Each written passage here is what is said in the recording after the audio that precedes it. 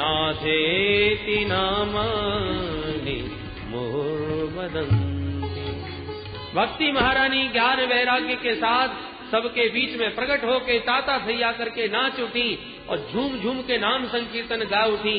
समस्त श्रोता समुदाय भक्ति मैया के साथ भी नाम संकीर्तन में सम्मिलित है। आइए हम और आप भी इस अलौकिक नाम संकीर्तन में अपने मन को समर्पित करें। इसके साथ ही वाणी को विराम से चर्चा द्वितीय सत्र में। श्री कृष्ण गोविंद हरे मुरारे, हे नाथ नारायण वासुदेवा। श्री कृष्ण गोविंद हरे मुरारे, हे नाथ नारायण वासुदेवा। श्री कृष्ण गोविंद हरे मुरारे, हे नाथ नारायण वासुदेवा। श्री कृष्ण गोविंद हरे मुरारे, हे नाथ नारायण वासुदेवा। श्री कृष्ण गोविंद हरे मुरारे, हे नाथ नारायण वासुदेवा। श्री कृष्ण गोविंद हरे मुरारे, हे नाथ नारायण वासुदेवा। श्री कृष्ण गोविंद हरे मुरारे, हे नाथ नारायण वासुदेवा। श्री कृष्ण गोविंद हरे मुरारे, हे नाथ नारायण हरि बोल। वासुदेवा। श्री कृष्ण गोविंद हरे मुरारे, हे नाथ नारायण वासुदेवा। श्री कृष्ण गोविंद हरे मुरारे, हे नाथ नारायण वासुदेवा। हे नाथ नारायण वासुदेवा। हे नाथ नारायण वासुदेवा। हे नाथ नारायण वासुदेवा। हे नाथ नारायण वासुदेवा। हे नाथ नारायण वासुदेवा। हे नाथ नारायण वासुदेवा। हे नाथ नारायण वासुदेवा। हे नाथ नारायण वासुदेवा। हे नाथ नारायण वासुदेवा। हे नाथ नारायण वासुदेवा। हे नाथ नारायण वासुदेवा। हे नाथ नारायण वासुदेवा।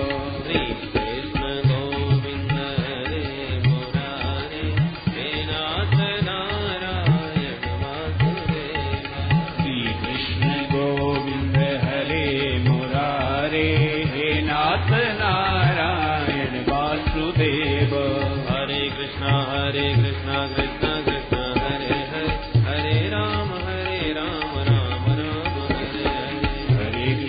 हरे कृष्णा कृष्णा कृष्णा हरे हरे, हरे राम राम राम हरे हरे। हरे कृष्णा कृष्णा कृष्णा हरे हरे, हरे राम राम राम हरे हरे। हरे कृष्णा कृष्णा कृष्णा हरे हरे, हरे राम राम राम हरे हरे। हरे कृष्णा कृष्णा कृष्णा हरे हरे, हरे राम राम राम हरे हरे। हरे कृष्णा कृष्णा कृष्णा हरे हरे, हरे राम राम राम हरे हरे। हरे कृष्णा कृष्णा कृष्णा हरे हरे, हरे राम राम राम हरे हरे। हरे कृष्णा कृष्णा कृष्णा हरे हरे, हरे राम राम राम हरे हरे। हरे कृष्णा कृष्णा कृष्णा हरे हरे, हरे राम राम राम हरे हरे। हरे कृष्णा कृष्णा कृष्णा हरे हरे, हरे राम राम हरे हरे। हरे कृष्णा कृष्णा कृष्णा हरे हरे, हरे राम राम राम हरे हरे। हरे कृष्णा कृष्णा कृष्णा हरे हरे, हरे राम कृष्णा कृष्णा हरे हरे हरे राम राम राम हरे हरे। बोल भक्ति महारानी की जय। श्रीमद्भागवत महापुराण की जय। गंगा मैया की जय। श्री हरिद्वार धाम की जय। जय जय श्री राधे। नाथ नारायण वासुदेव नाथ नारायण वासुदेव। हे नाथ नारायण वासुदेव नाथ नारायण वासुदेव। हे नाथ नारायण वासुदेव नाथ नारायण वासुदेव। जय जय कृष्ण गोविंद हरे मुरारी। जय हो। हे नाथ नारायण वासुदेव श्री कृष्ण गोविंद हरे मुरारी। हे नाथ नारायण वासुदेव। श्री कृष्ण गोविंद हरे मुरारी। हे नाथ नारायण वासुदेव श्री कृष्ण गोविंद हरे मुरारी। हे नाथ नारायण वासुदेव। हे नाथ नारायण वासुदेव हे नाथ नारायण वासुदेव। हे नाथ नारायण वासुदेव हे नाथ नारायण वासुदेव। हे नाथ नारायण वासुदेव हे नाथ नारायण वासुदेव। श्री कृष्ण गोविंद हरे मुरारी। हे नाथ नारायण वासुदेव श्री कृष्ण हरि गोविंद बोल। हरे मुरारी। हे नाथ नारायण वासुदेव। श्री कृष्ण गोविंद हरे मुरारी। हे नाथ नारायण वासुदेव श्री कृष्ण गोविंद हरे मुरारी। हे नाथ नारायण वासुदेव। हे नाथ नारायण वासुदेव हे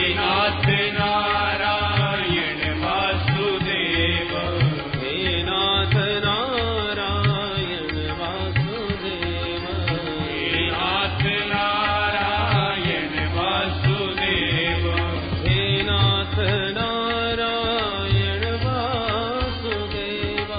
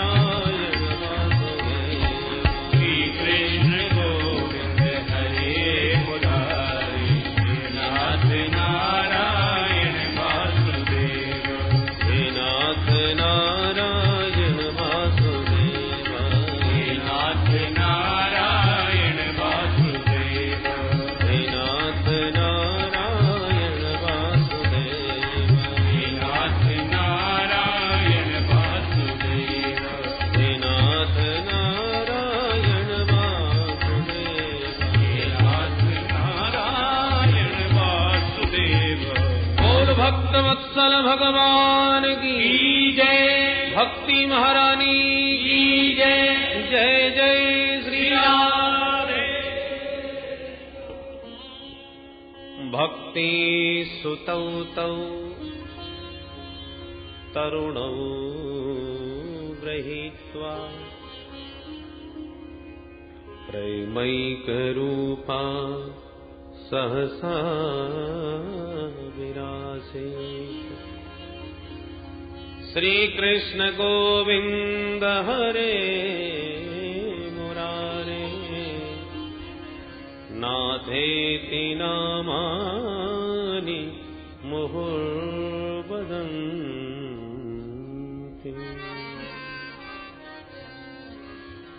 भगवान के मधुर मंगलमय नामों का दिव्य संकीर्तन करती हुई भक्ति माता श्रोता समुदाय के बीचों बीच गंगा तट पर संत समाज में प्रकट हो गई।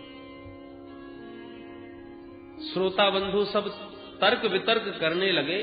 कथम प्रविष्टा कथम आगतेयम मध्ये मुनीनामिति तर्कयन्ता।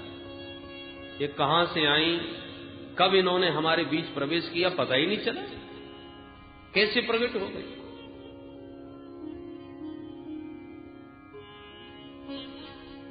सनकादियों ने कहा, भाई जहां भगवान की मंगलमयी मधुर कथा होती है वहां पर भगवती भक्ति महारानी स्वतः प्रकट होती है। भक्ति मैया ने सबके बीच सनकादियों से पूछा, भगवान यहां आपने बैठने की अलग अलग व्यवस्थाएं सबको दी हैं, परंतु अहम क्व तिष्ठामि, मैं कहां बैठूं महाराज, मेरा स्थान कौन सा है। सनकादियों ने कहा, देवी निरंतरम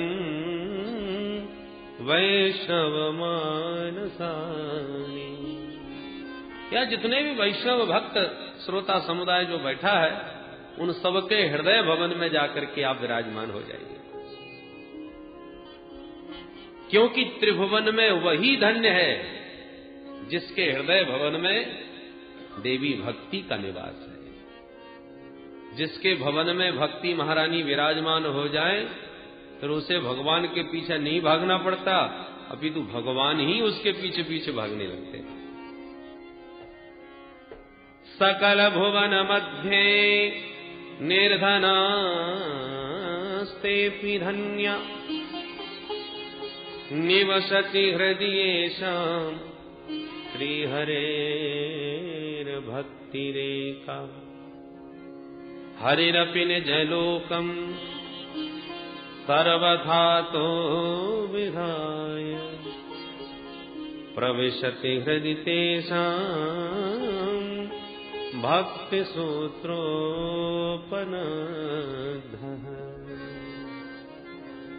त्रिभुवन में वही धन्य है जिसके हृदय भवन में भक्ति महारानी विराजमान है, क्योंकि भगवान जिस भवन में भक्ति को देखते हैं बस फिर अपना घर छोड़ के अपना बैकुंठ त्याग करके निज लोकम विहाय प्रविशति हृदि तेषां, उसके भक्त के हृदय में भगवान जबरदस्ती घुस बैठते हैं, घुसपैठ करते हैं। और एक बार सरकार घुस पाए तो फिर भक्त कितनी भी कोशिश कर ले फिर निकलने वाले नहीं है। बोलो जय श्री कृष्ण। भाई भवन सुंदर हो और भगवान की प्रिया भक्ति से समन्वित हो तो फिर भगवान भला कैसे कब्जा न करे। खाली मकान पर ही कब्जा होता है। भगवान भवन में झांक करके देखते हैं कौन बैठा है, और जब देखते हैं कि काम क्रोध लोभ मोह मद मात्सर ईर्ष्या द्वेष छल कपट और ये साहब बड़ी लंबी सेना भरी है इस भवन में, तो हाउसफुल, कोई जगह नहीं हमारे लिए, लौट पड़ते हैं। और जब झांक करके देखते हैं कि भवन एकदम खाली, तो खाली मकान पर तो कब्जा करने का मन होता है। और भवन खाली होने के साथ साथ सुंदर भी हो, और भगवान को उस भवन में जब अपनी प्राण प्रिया भक्ति देवी का भी दर्शन हो जाए, और जिस भवन में भक्ति देवी रहती हैं उस भवन को फिर ऐसा सजा देती हैं और ऐसा परिष्कृत परमार्जित कर देती हैं परिशोधन कर देते हैं और भगवान के अनुकूल उसका श्रृंगार कर देती हैं, सुसज्जित कर देती हैं, तो फिर भगवान कैसे भी अपने आप को रोक नहीं पाते। भवन खाली, वो भी सजा हुआ, उस पर भी प्रिया भक्ति का उसमें निवास, तो फिर तो ठाकुर जी कैसे छोड़े। प्रविशति हृदय तेषाम, बलात् हठात उस भवन में घुस पड़ते हैं और एक बार प्रवेश कर पाए, भक्ति सूत्रोपनद्ध, भक्ति सूत्र में बंध जाते हैं। भगवान को बांधने वाली भगवान की प्रिया भक्ति महारानी ऐसा प्रेम पास में बांधती हैं प्रभु को, ये जाना भी चाहें तो जा ही नहीं सकते। विसृजति हृदयम यस्य साक्षात् हरि, साक्षात् हरि यस्य हृदयम न विसृजति। ठाकुर जी का ही वह मकान छोड़ने का मन ही नहीं होता।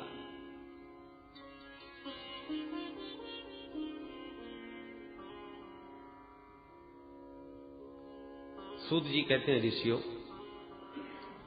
अब देवर्षि नारद ने सनकादियों से कहा, भगवान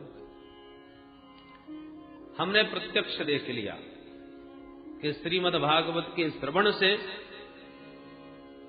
ज्ञान वैराग्य के साथ समन्वित भक्ति किस प्रकार से पुष्ट होकर नाचती है।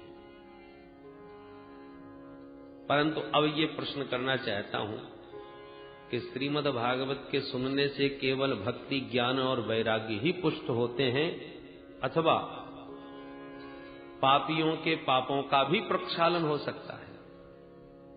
यदि हो सकता है तो कैसे कैसे पापियों के पाप का शोधन संभव है, वो कृपा करके बताइए। के विशुद्धयन्ति वदन्तु मह्यम्। सनकादिक मुस्कुराते हुए बोले, नारद जी कैसे कैसे पापी तरते हैं, ये प्रश्न ही हम समाप्त करते हैं। ऐसा प्रश्न ही न करो। हम तो ये कहते हैं कि जिसने जीवन में पाप के अतिरिक्त दूसरा कोई काम ही न किया हो, जीवन में प्रथम श्रेणी का पापी, जीवन भर जिसने अत्याचार, दुराचार, भ्रष्टाचार, पापाचार में ही अपने जीवन को समर्पित कर दिया, और ऐसा महापापी कदाचित जीवन में एक बार भी न सुन पाए, तो मरने के बाद कहीं भूत प्रेत योनि में जाकर के सुन ले, तब भी वह परम पावन हो जाता है। नारद जी बोले, वाह महाराज, गजब कर दिया आपने। जीते जी की बात छोड़ दो, मरने के बाद भी सुन के तर जाए, ये बात तो जरा उतरती नहीं। ऐसा कभी आज तक संभव हुआ है? कोई प्रमाण है? बोले हाँ, हम तुम्हें एक इतिहास की कथा सुनाते हैं। अत्र ते कीर्तिष्याम इतिहासं पुरातनम्, यस्य श्रवणमात्रेण पापहानि प्रजायते। ये इतना सुंदर पावन इतिहास है ऋषियों, इसके सुनने से भी पापों का शोधन होता है। एक तुंगभद्रा नामक नदी के किनारे एक छोटे से गांव में एक पंडित जी रहते थे, पंडित आत्मदेव शर्मा। बड़े विद्वान थे, द्वितीय भास्कर के समान। विशुद्ध ब्राह्मण वृत्ति से ही जीविका चलाते थे, संपन्न थे। उनकी धर्मपत्नी का नाम था श्रीमती धुंधुली देवी। पतिदेव जितने विद्वान और सुशील स्वभाव के थे, ठीक इसके विपरीत उनकी धर्मपत्नी थी। लोक वार्ता रता क्रूरा प्रायसो बहुजल्पिका, सूरा च गृह कृत्येषु कृपणा कलह प्रिया। भयंकर झगड़ा ले, जब तक पड़ोसन से लाठी चार्ज न हो जाए तब तक भोजन ही हजम न हो। इतना खतरनाक स्वभाव। इधर से उधर वार्तालाप करके आपस में लोगों को झगड़ा करवाना या झगड़ा कर बैठना, ये सब विचित्र स्वभाव। पर ब्राह्मण इतने सीधे और सरल कि उससे भी अपना निर्वाह कर रहे थे। एक ही दोनों दंपतियों के मन में कष्ट कि कोई संतान नहीं है। ब्राह्मण के मन में तो एक दिन इतनी पीड़ा हुई इस बात को लेकर, ये गृहम त्यक्त्वा वनं गतः, घर छोड़ करके वो ब्राह्मण वन को चला गया और एक वृक्ष के नीचे बैठा बैठा ब्राह्मण आंसू बहाने लगा। एक संत निकल पड़े,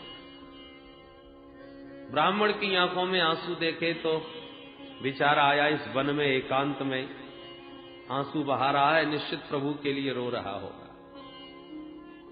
कोई भगवत प्राप्ति करने है तो कोई मुमुक्षु जिज्ञासु है, चलो देखते हैं, मार्गदर्शन कुछ करते हैं।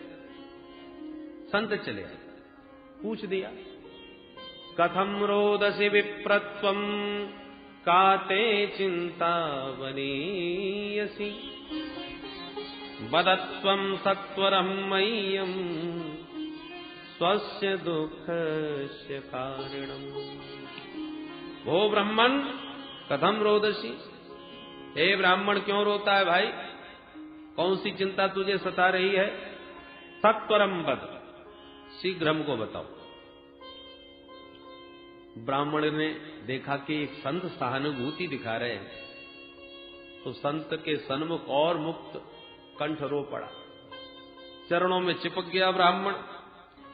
किम ब्रवीमि ऋषे दुःखम पूर्व पापेन संचितम मदीयः पूर्वजास्तोयम् कबोष्णमुपभुञ्जते।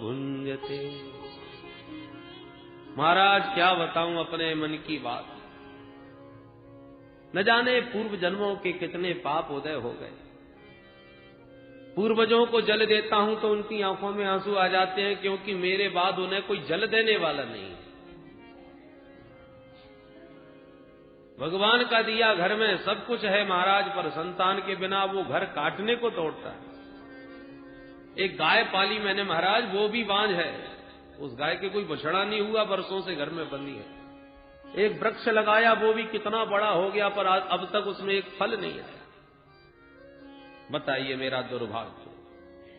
संत ने मन ही मन सोचा, राम राम, हम तो कुछ और सोच के आए थे। हमने तो सोचा प्रभु के लिए रो रहा होगा तो मार्गदर्शन करूंगा, पर ये तो पुत्र के लिए रो रहा है। फिर भी अब इसका मार्गदर्शन तो कुछ न कुछ करना ही चाहिए।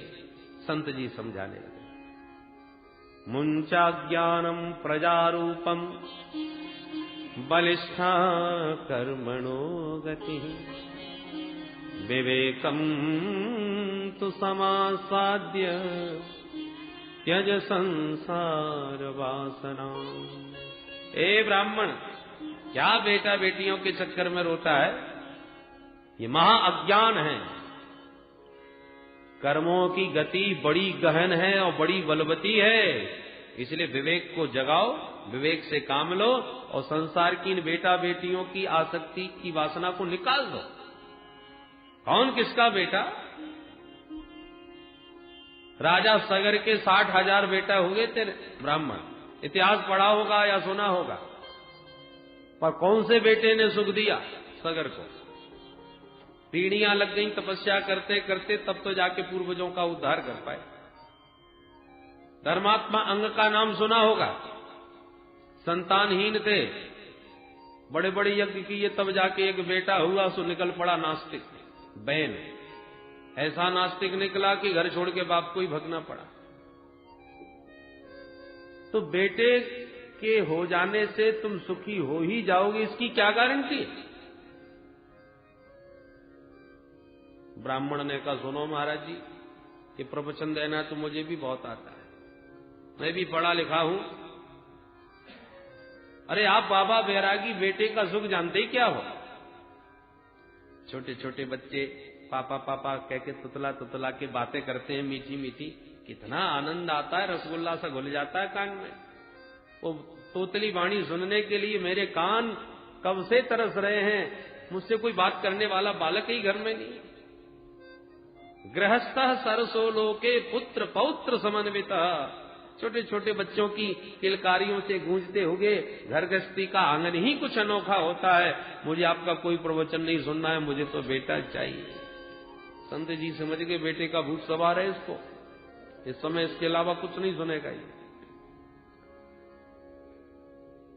संत जी बोले, सुनो ब्राह्मण, मैंने तेरी ललाट की रेखाओं को पढ़ लिया है। क्या लिखा है महाराज?